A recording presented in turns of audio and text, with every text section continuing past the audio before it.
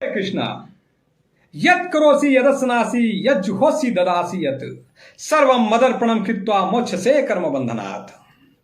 माता पार्वती अपने पिता हिमालय माता मेनका को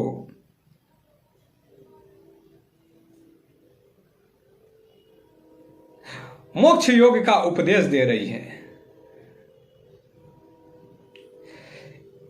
यह श्लोक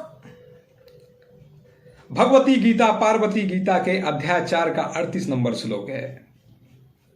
इसमें माता पार्वती कहती है, मनुष्य कर्म बंधन से मुक्त हो सकता है।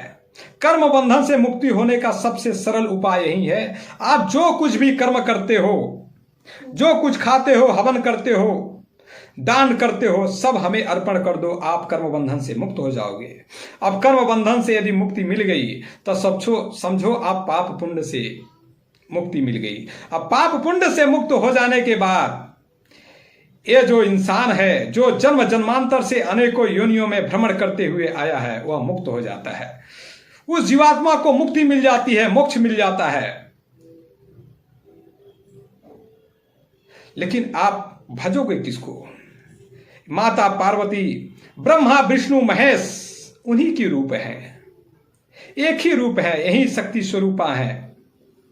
शिव शक्ति यही है, यही शिव है, यही शिवा है, यही ब्रह्मा है, विष्णु है, महेश है, यही राम है, यही कृष्ण है। सब कुछ यही है, भेद कुछ भी नहीं है। यदि भेद मान बैठे हो तब बात गलत सलत बन जाएगी, क्योंकि एक ही है, अद्वैत है, द्वैत कुछ भी नहीं है, सब वही है। दुष्टों को, राक्षसों का संहार करने के लिए यही राम कृष्ण के रूप में धरती पर अवतरित होती है। सृष्टि का पालन करने के लिए, सृष्टि की रचना करने के लिए यही ब्रह्मा और विष्णु के रूप में भी है। सृष्टि का संहार करने के लिए यही महेश के रूप में है, यही महाकाल है, यही महाकाली है, दूसरा कुछ भी नहीं है। कहती है माता कि जल में रस मैं ही हूं, कर्मों में पुण्य कर्म मैं ही हूं, मैं ही राम हूं, मैं ही अक्षरों में ओंकार हूं।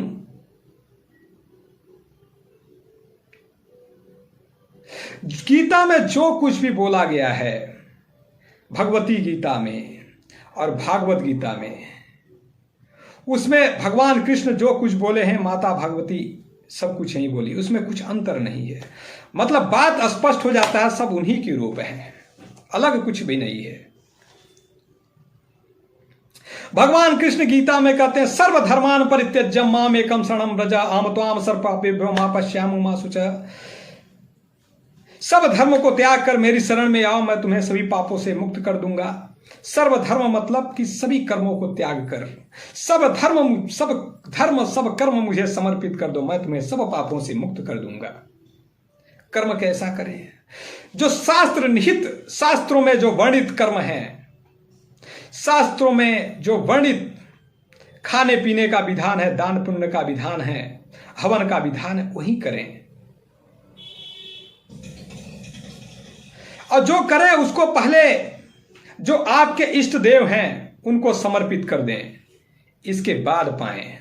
वो जो समर्पित हो गया पूर्ण रूप से, तो सब कर्म बंधन से मुक्त हो जाता है।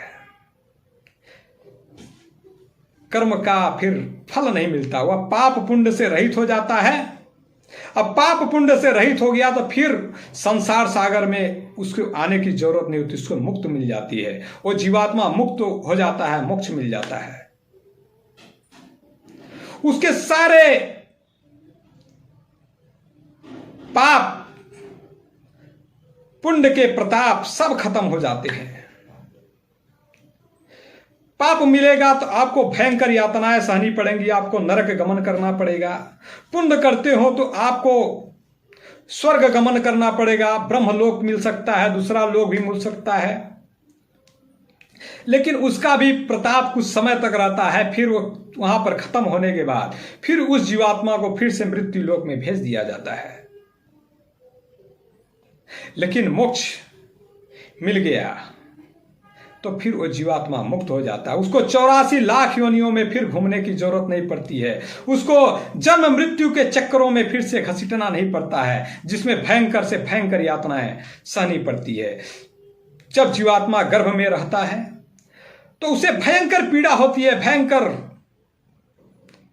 घुटता है, अंदर में चिल्लाता है, चीखता है कि एक बार बाहर निकल गए तो फिर हम जो मेरे इष्ट देव हैं उनको मैं भज कर मैं मुक्त हो जाऊंगी, मैं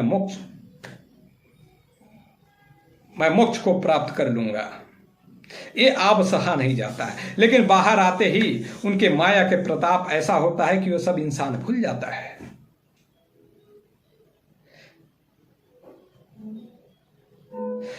असली उद्देश्य यही है मनुष्य योनि का कि ये जो ये हम धारण किए हैं, जो